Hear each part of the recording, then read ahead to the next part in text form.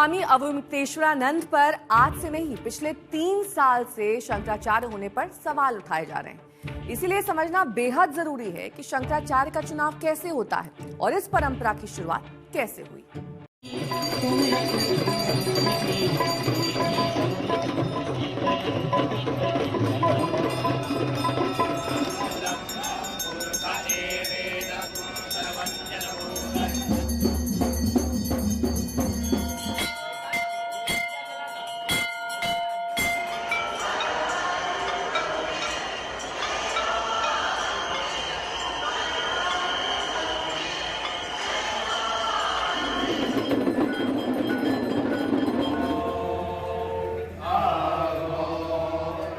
भारत में शंकराचार्य की परंपरा कोई साधारण परंपरा नहीं, बल्कि सनातन संस्कृति की रीढ़ मानी जाती है।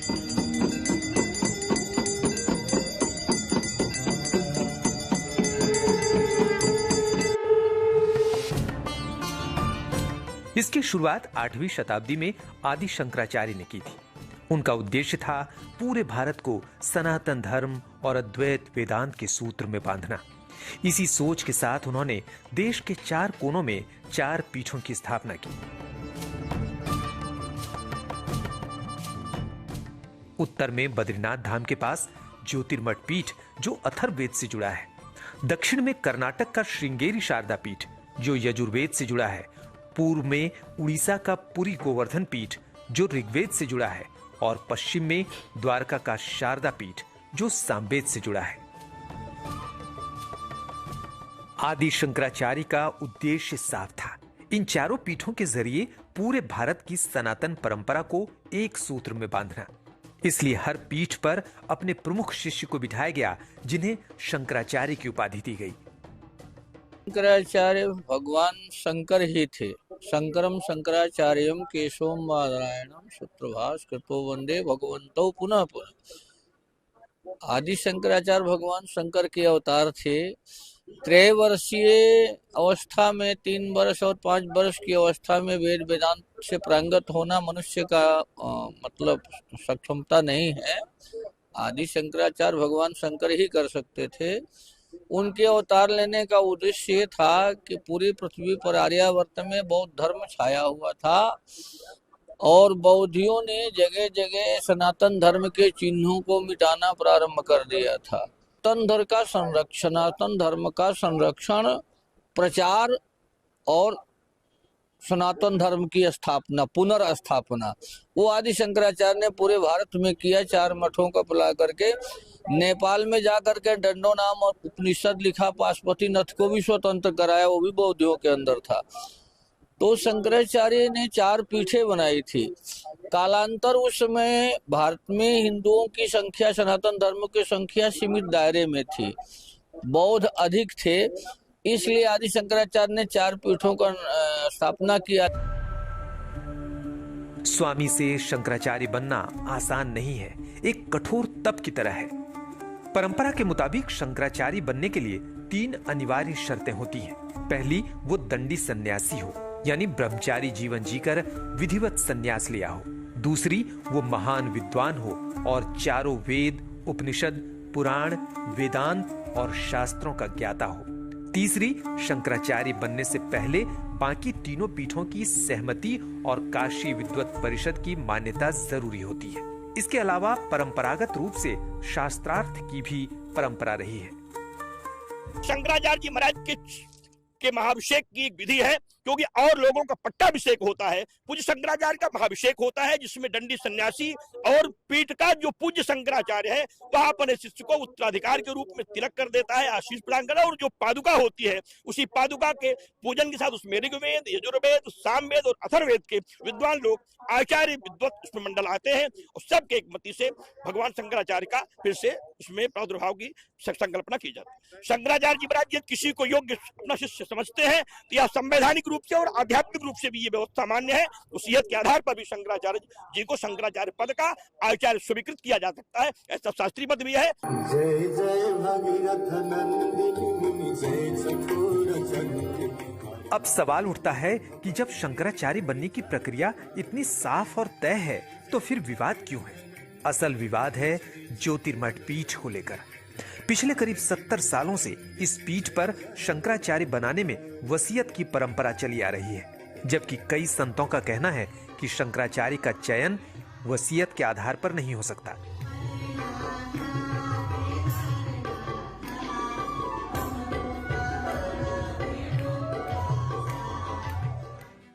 साल 1953 में ज्योतिर्मठ के शंकराचार्य के निधन के बाद उनकी वसीयत के आधार पर स्वामी शांतानंद सरस्वती को शंकराचार्य बनाया गया, लेकिन 3 पीठों ने उन्हें मान्यता नहीं दी और मामला अदालत पहुंच गया।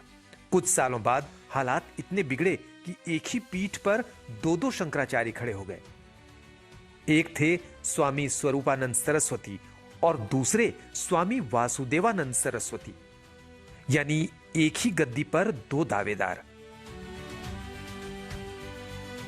साल 2017 में इलाहाबाद हाईकोर्ट ने दोनों को ही शंकराचार्य मानने से इनकार कर दिया।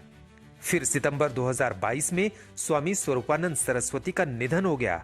इसके बाद उनके शिष्य स्वामी अविमुक्तेश्वरानंद ने वसीयत के आधार पर खुद को शंकराचार्य घोषित कर दिया, लेकिन 1 महीने बाद ही अक्टूबर 2022 में सुप्रीम कोर्ट ने उनके पट्टाभिषेक समारोह और छत्र चंवर के इस्तेमाल पर रोक लगा दी और मामला आज भी सुप्रीम कोर्ट में लंबित है।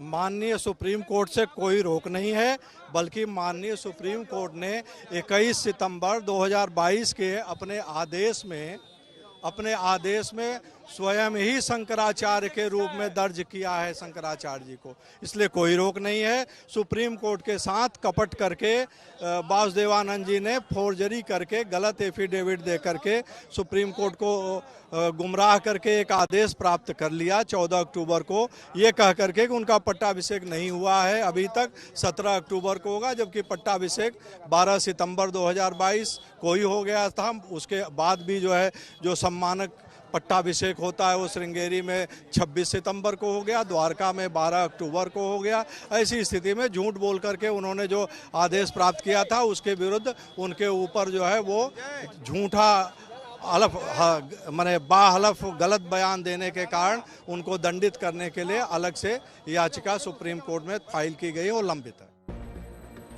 कुछ धर्मगुरुओं का कहना है कि स्वामी अविमुक्तेश्वरानंद को बाकी 3 पीठों की मान्यता नहीं मिली, ना ही कोई परंपरागत धार्मिक प्रक्रिया पूरी की गई, लेकिन तीनों पीठों के शंकराचार्यों का स्वामी अविमुक्तेश्वरानंद को पूरा समर्थन है। मूलतः शंकराचार्य दंडी स्वामी का वो दंड बांस का बना होता है, और जिस दिन वो दंड ग्रहण करता है, जिस दिन वो दंड ग्रहण कर लेता है, उसी दिन वो शंकराचार्य हो जाता है और घर परिवार छोड़ देता है, और वो उसके त्याग की परंपरा का वो दंड है जो 9वीं शताब्दी में शंकराचार्य ने स्वयं ग्रहण किया था। स्वयं आज शंकराचार्य ने भी उस दंड को जो बांस का बना हुआ ग्रहण करते थे, तब से दंडी स्वामी कहलाते हैं। एक सवाल बहुत अहम है आज के परिप्रेक्ष्य में, शंकराचार्य का निर्धारण कौन करेगा, कौन शंकराचार्य होगा, ये क्या परंपरा, क्या संस्कृति कहती आई है? देखिए, शंकराचार्य का निर्धारण पीठों के शंकराचार्य ही अपना कर देते हैं। प्रत्येक शंकराचार्य अपने मृत्यु के पूर्व ही जब समझता है कि हमारा उत्तराधिकारी कौन होगा, उसका निर्धारण गोपनीय करके रख देता है। कुछ लोग उसे ओपन भी कर देते हैं। केवल एकमात्र है शंकराचार्य पीठ का निर्धारण शंकराचार्य करता है, वही धर्म का सर्वोच्च है, बाकी कोई नहीं करता। न कानून करता है, न राज्य करता है, न शासन करता है। स्वामी अविमुक्तेश्वरानंद का जन्म 5 अगस्त 1969 को उत्तर प्रदेश के प्रतापगढ़ जिले के ब्राह्मणपुर गांव में हुआ था। उनका मूल नाम था उमाशंकर उपाध्याय।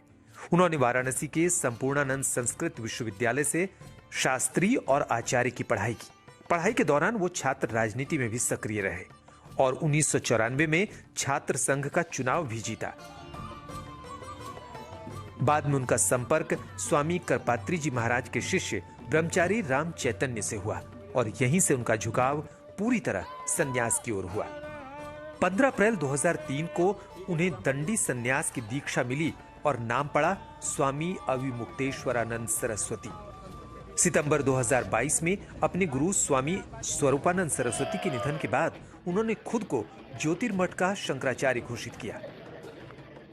पिटीशन किसने फाइल की थी, उनका क्या स्टेटस है, वो क्या है, कैसे उन्होंने किसके नाम का गलत एफिडेविट दिया था? ये स्वामी वासुदेवानंद सरस्वती जी ने पिटीशन फाइल की थी। वो 2 अपीलें हैं, एक अपील में वो जो है रिस्पोंडेंट हैं, एक अपील में अपीलेंट हैं, और उन्होंने पूरी शंकराचार्य का फर्जी एफिडेविट बना के फाइल किया था। यानी एक तरफ आस्था, परंपरा और सनातन की मर्यादा का सवाल है, तो दूसरी तरफ कानून और कोर्ट की सीमा। आज हालात ये है कि स्वामी अविमुक्तेश्वरानंद खुद को शंकराचार्य मानते हैं, समर्थक उन्हें शंकराचार्य कहते हैं, लेकिन कानूनी तौर पर उनकी कुर्सी पर अब भी सवालिया निशान लगा हुआ है। और यही विवाद अब प्रयागराज से लेकर सत्ता, सिस्टम और संत समाज तक टकराव की सबसे बड़ी वजह बन चुका है।